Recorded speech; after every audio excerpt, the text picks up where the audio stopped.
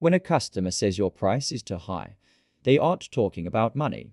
They're talking about a lack of belief. I am going to show you how to reframe cost into investment so they feel like they're losing money by not buying. Learn this, and you'll never fear a price tag again. Today, we're talking about the price objection, that dreaded moment when a potential client tells you it's too expensive. My goal is to completely rewire how you think about this, so it goes from being a dead end to an open door. We're going to break down the psychology behind the price war, and I'll give you a set of simple, actionable tools that will completely change how you handle this conversation. By the end of this video, you won't just know how to respond, you will have the confidence to lead the conversation and close the deal without ever touching the price tag. Let's dive into our first topic: logic versus emotion in pricing. Most beginners think pricing is a math problem. You have a service, you assign it a number, and the customer does the calculation. But that's not how people buy. Decisions, especially big ones, are driven by emotion and then justified with logic. When a client says it's too expensive, they aren't giving you a factual statement. It's an emotional reaction. They're feeling fear, uncertainty, or doubt. They don't yet believe that the value you provide is greater than the pain of parting with their money. Your job isn't to defend the price. It's to address the underlying emotion. Here's a quick question for you. Would you pay $1,000 for a guaranteed $2,000 return? Of course, you would. It's a no-brainer. That's because the value is clear, certain, and immediate. The problem is never the price itself. The problem is a gap in perceived value. If your client isn't seeing the $2,000 return, your $1,000 price tag will always feel expensive. Your mission is to make the value so obvious that the price becomes an afterthought. Now, let's talk about the owner discount strategy. This is a mental reframe, not a real discount. When you present your price, you need to deliver it with the conviction of an owner, not the hesitation of an employee asking for permission. If you flinch, if your voice wavers, if you look away when you say the number, you just gave them a discount. You just non-verbally told them that even you aren't sure it's worth that much. You have to believe in the value you deliver 100%.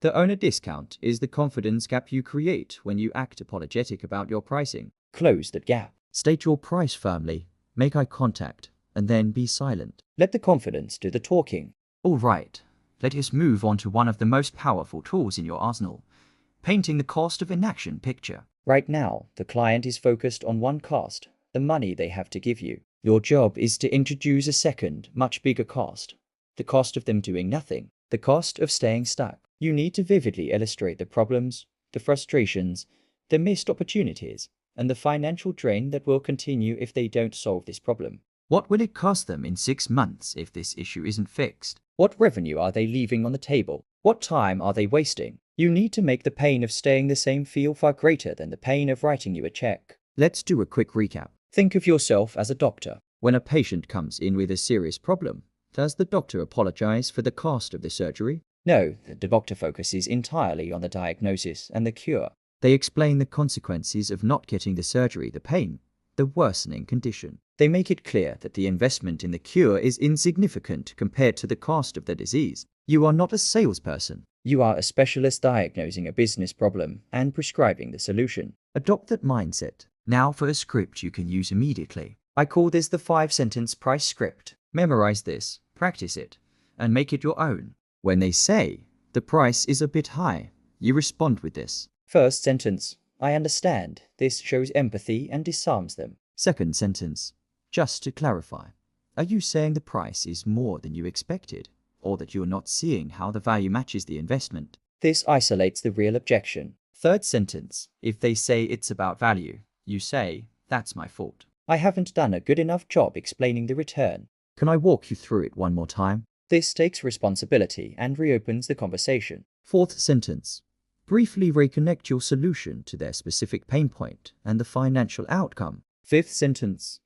based on that, does this feel like a worthwhile investment to solve the problem for good? Practice this. It moves the conversation from a price argument to a value discussion. Another powerful technique is comparative justification. This isn't about comparing yourself to competitors. It's about reframing the cost against other, often less valuable, expenses the client is already making. You could say something like, I know it's a significant investment, but let's put it in perspective. This is about the same as what you'd spend on a junior employee for 2 months, but this solution will generate results for years to come. Or think about the money you're currently losing each month because of this problem. Our solution costs less than 2 months of those losses, and then it's pure profit. You anchor your price against a larger, ongoing cost, which makes your one-time fee seem much more reasonable and strategic. Let's pause for a moment. I want you to grab a piece of paper, draw 2 columns. On the left, write cost of investment. On the right, write cost of inaction. Under the left column, write your price. Now, under the right column, I want you to brainstorm and list every single negative consequence, missed opportunity, and financial drain your client will experience if they don't buy from you. This is your value gap diagram. This simple exercise is the foundation for every price conversation you will ever have. It's your cheat sheet for demonstrating overwhelming value. Finally, let's talk about closing uncertainty, not discounting.